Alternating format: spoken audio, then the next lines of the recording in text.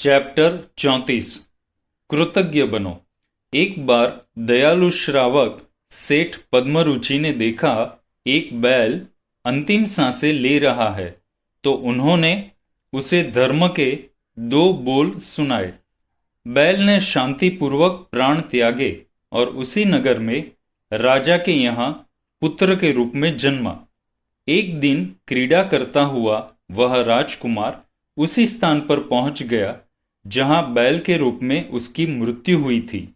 वहां जाते ही उसे पूर्व जन्म का ज्ञान हो गया और उसने अपने उपकारी सेठ से मिलने हेतु वहां एक भव्य मंदिर का निर्माण कराया।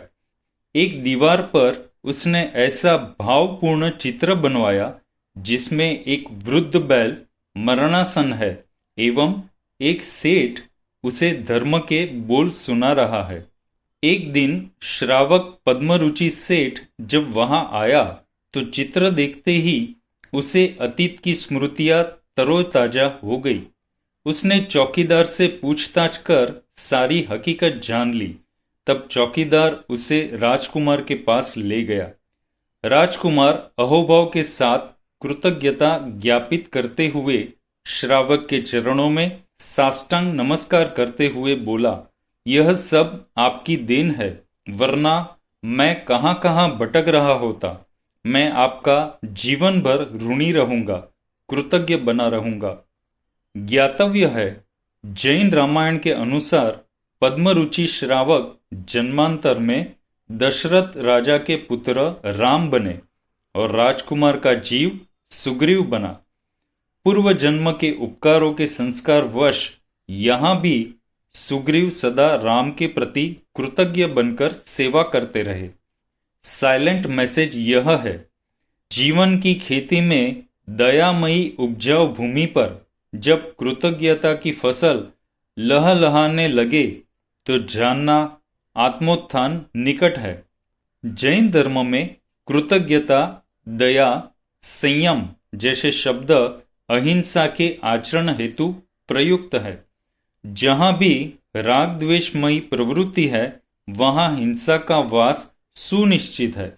इसलिए संदेह, अविश्वास, घृणा, विरोध एवं क्रूरता का परिहार प्रेम, मैत्री, उदारता व सहानुभूति के बिना संभव नहीं है।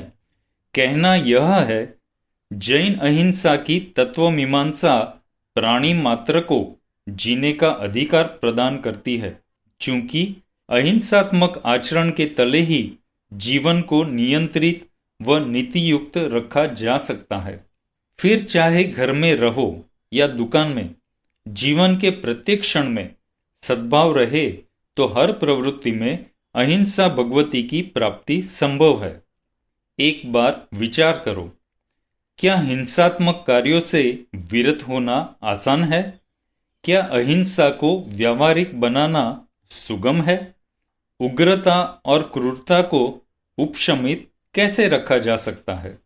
भगवान महावीर कहते हैं, मानवीय क्रूरता एवं उग्रता का उपाय संयम द्वारा ही संभव है।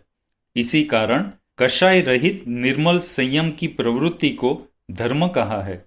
अतः सुनिश्चित है, ऐसा संयम रूप अहिंसा धर्म सामाजिक एवं व्यक्तिगत दोनों क्षेत्र में समता, कृतज्ञता एवं शांति की स्थापना करता है। यह बात सच है, हिंसात्मक कार्यों से विरत होना इतना आसान नहीं है। इसी कारण जैन धर्म में अहिंसा को व्रत माना है। इसी के तले करुणा, कृतज्ञता को दैनिक जीवन का आवश्यक अंग बनाया जा सकता है। इसलिए एक बात तय है, अहिंसा की आराधना हेतु कहीं अन्यत्र भटकने की आवश्यकता नहीं है और न खास समय का इंतजार करने की जरूरत है। एक पल रुको और भावना भाव। सृष्टि के समस्त जीव अहिंसा की सिखावनी को ग्रहण करने हेतु सहजता, कृतज्ञता, समता, सद्भावना की 12 कड़ी को जीवन में स्थान दें और अहिंसा के तात्विक रहस्य को उद्घाटित करते हुए अहिंसा भगवती की आराधना करें, ताकि हिंसा हावी न हो।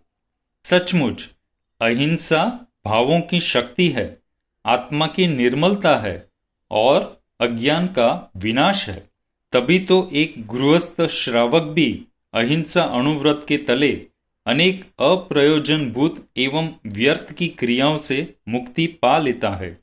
यह मत भूलना, वस्तु को देखभाल कर लेने देने से न केवल हिंसा से बचाव होता है, बल्कि व्यक्ति बहुत सारी मुसीबतों से भी बच जाता है। इसी कारण अनर्थ दंड एवं रात्रि भोजन का त्याग भी अहिंसा के अंतर्गत ही है। यूं हिंसा से बचने के लिए खान पान के संयम के साथ राग द्वेष से निवृत्त होने का भी उपदेश दिया है। हकीकत यह है, अहिंसा का अस्तित्व नहीं मानने वाला ही सबसे बड़ा अज्ञानी है। वह निश्चित ही निज अस्तित्व को भी निर्मूल कर रहा है और पर अस्तित्व का कहाँ ठिकाना है। मजे की बात यह है, ऐसे जीवन को जीवन की संज्ञा कैसे दें जो अपने होने का ही स्वीकार न करता हो, अर्थात जिसे अपना ही पता नहीं वह क्या करेगा। अतः इतना समझ में आ जाए, किसी भी प्राणी के अस्तित्व को नकारना अपने ही अस्तित्व को नकारना है। उनकी हिंसा करना अपनी हिंसा करना है। इस तरह जिनवाणी मानव की संवेदनशीलता को इतना गहरा बनाती है कि शोषण, अराजकता, अशांति, नियमहीनता एवं परस्पर तनाव स्वतः विदा हो जाते हैं। अहिंसा का ऐसा विश्वव्यापी प्रभाव है। जियो और जीने दो। अहिंसा के मर्मज्ञ एवं तत्व मीमांसकों के प्रति अहोभाव जगाओ, तभी जीवन में अहिंसा को स्थापित कर सकते हैं।